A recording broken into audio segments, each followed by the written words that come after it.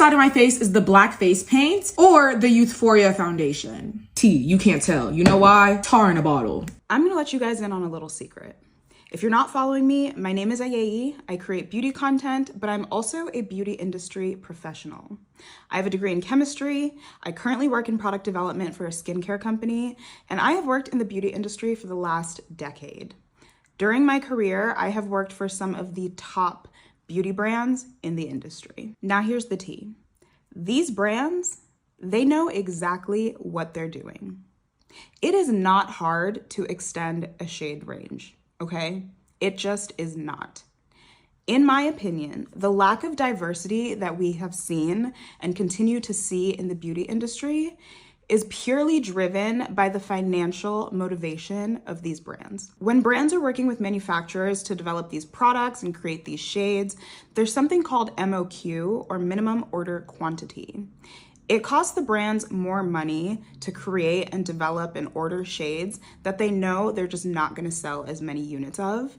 And that is something that they are just not willing to do. They're aware that they're not inclusive. They just don't care. Like, they really do not give a damn. And if this doesn't prove it to you, I do not know what will. This shade that they released is actually asinine. Like, it is so obvious to me that this brand released this shade begrudgingly as some sort of half-baked consolation prize. Now, I've seen a lot of people saying, well, there's someone out there who can wear that shade. And yes, that may be true, but that is not the point. The point is equality.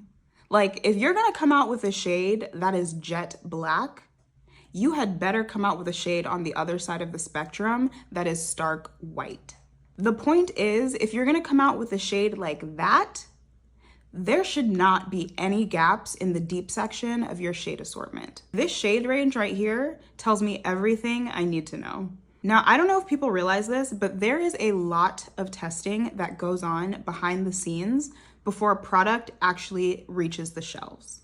And good brands will make sure that they take their time and do a lot of it, especially when it comes to complexion products. You cannot tell me that this brand did any sort of internal testing or even outsourced some testing on this shade before they launched it. Like, there's just no way. If you don't have the people in the company, you go out and you find the people that can weigh in. At every single company that I have worked at throughout my career, I have been the only Black woman in my department. Like, over the last decade, there was maybe 1.5 years where there was another Black woman on my team, but she was not dark-skinned. Like, statistically speaking, yes, we as Black people in the United States are a minority. But being a minority does not mean that we should be excluded.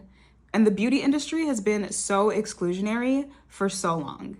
Like, we have come a long way since 2019, when Fenty launched 40 shades of Pro Filt'r foundation that completely turned the beauty industry upside down.